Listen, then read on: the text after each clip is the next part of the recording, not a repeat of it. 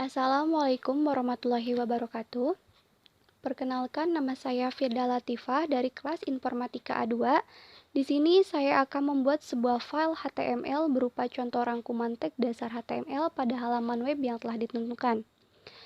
Di sini nanti kita akan membuat judul, paragraf, memasukkan gambar, daftar atau list, tabel, dan form yang berisi komentar. Untuk itu, mari kita simak video berikut untuk bisa memahaminya. Pertama, yang kita lakukan yaitu buka aplikasi editor yang akan digunakan, dan di sini saya menggunakan Notepad++. Oke, setelah dibuka Notepad++-nya, kita praktikkan dimulai dari membuat judul dengan menggunakan tag heading.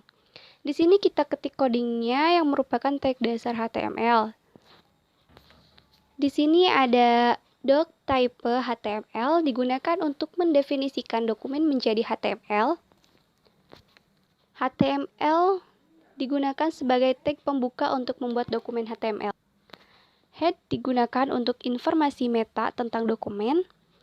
Dan title digunakan untuk membuat judul halaman yang nantinya akan ditampilkan di browser.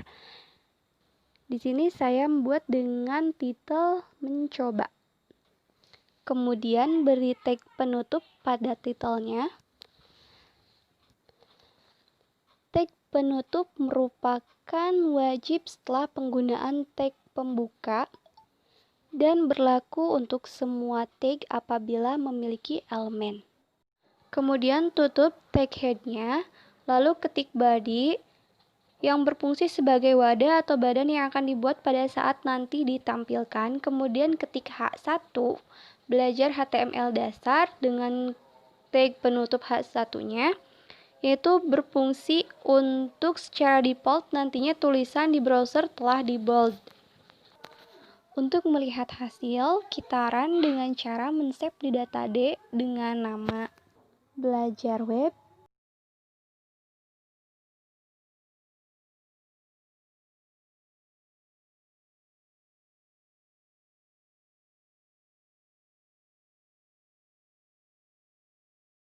Di sini saya merunnya dengan cara mendouble klik, kemudian akan tampil di Firefox ya, atau bisa juga di Google Chrome lah, terserah. Oke, dan ini hasilnya.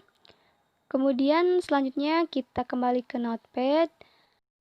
Di sini kita lanjut dengan membuat paragraf, yang mana di situ ada tag P yang berfungsi untuk menjadi tag paragraf. Kita lanjut dengan selamat datang di. Nah, strong di situ merupakan elemen untuk penebalan pada si tulisan Kaibun Dimsum ini. Dan M di sini itu empasis atau penekanan atau garis miring pada kata selamat menikmati. Seperti biasa, save lalu double klik untuk bisa melihat hasilnya. Nah, di paragraf selanjutnya masih tetap membuat paragraf, hanya saja di sini kita menambahkan sebuah link yang mana nanti ketika kita klik, link tersebut akan terkoneksi ke linknya ya, yaitu linknya Dunia Ilkom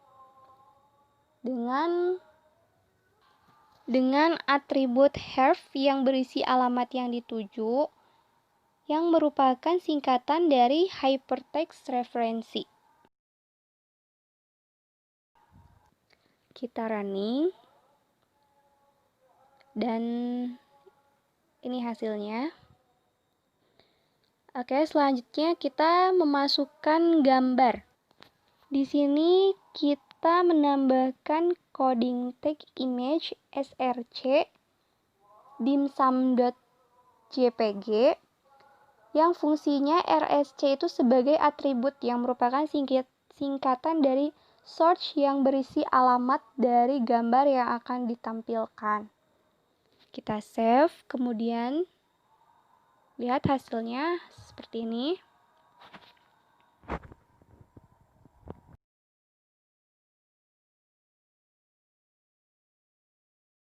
Kemudian kita membuat daftar atau list dengan tag heading 2 yang mana tulisannya tidak terlalu besar dari H1. Kita beri judulnya dengan daftar menu. Situ ada OL. OL di situ berfungsi sebagai order list. Dan tag LI ini untuk list sendiri. Seperti ada 1, 2, 3-nya nanti setelah di run. Situ kita masukkan daftar menunya. Kemudian beri tag penutupnya. Lalu kita run. Oke, setelah membuat daftar menu atau daftar list, kita membuat tabel. Yang mana di sini kita membutuhkan 3 tag, yaitu tag tabel, tag TR, dan tag TD. Di sini ada tag tabel, kita beri atribut border dengan memberikan nilai garis tepi dengan ukuran pixel border 1, yang nantinya secara default tabel telah memiliki garis tepi dengan ukuran 1 pixel. Jika tidak ditambahkan, maka tidak akan memiliki garis tepi. Kemudian di sini ada TH, yaitu table heading, yang nantinya saya akan beri back color warna kuning. Kemudian table heading ini ada menu dimsum, penyajian, dan harga. Kemudian kita lanjut TR. TR ini adalah tabel row yang digunakan untuk membuat baris dari tabel. Kemudian TD yaitu table data, yang mana nanti isiannya itu ada dimsum udang, ada kukus ini untuk penyajiannya, terus 14 per porsi itu untuk harganya. Dan ini hasilnya. Untuk isian datanya boleh di copy paste aja ya. Sini saya masukkan dimsum nori, dimsum hisit cow, dan dimsum hakau.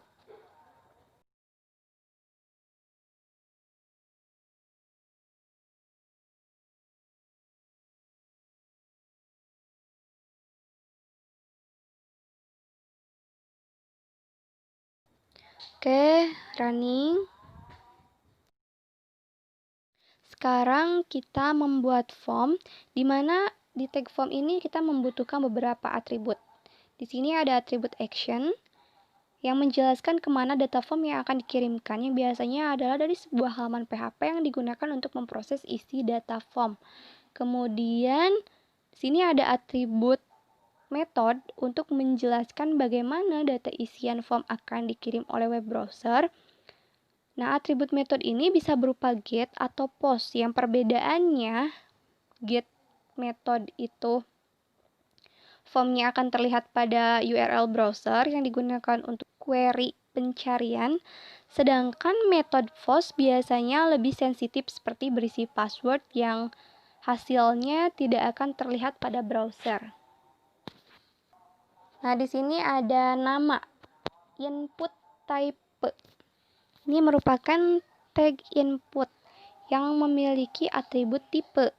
Sini ada tipe teks atau text box yang biasanya menerima inputan berupa teks dan memiliki atribut value yang bisa diisi nilai tampilan awal dari teks.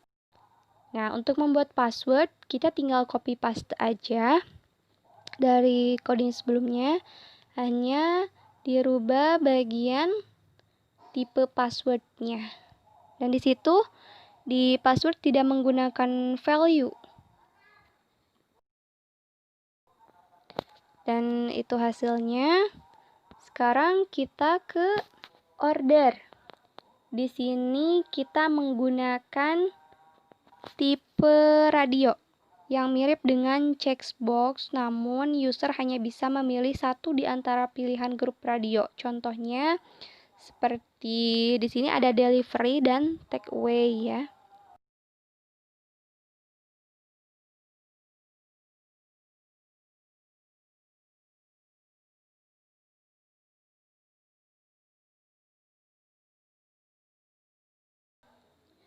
Kemudian kita ke jenis sambal.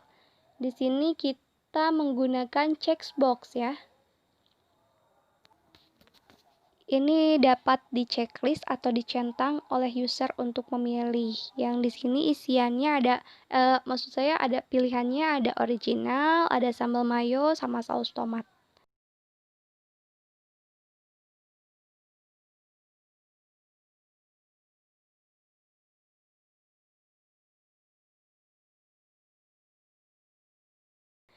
Oke, bisa di-run untuk melihat hasilnya. Oke. Setelah itu kita ke porsi. Porsi di sini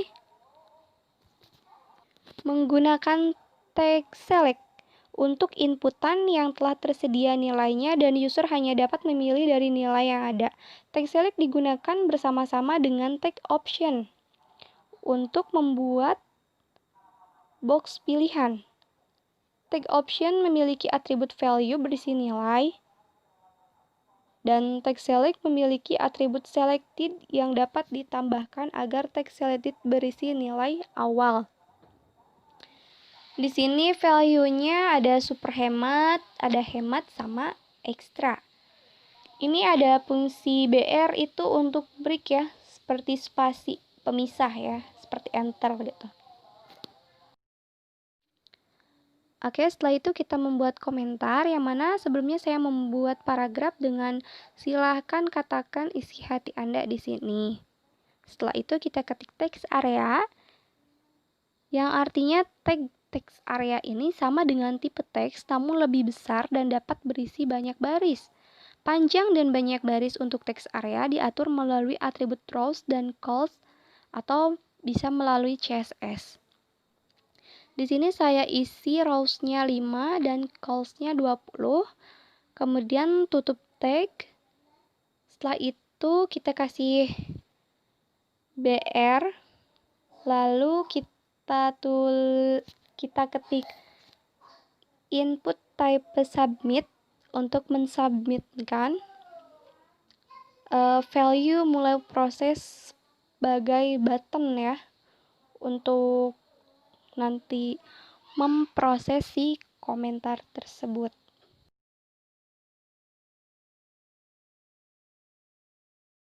Oke, nah ini hasil keseluruhan dari yang telah kita buat.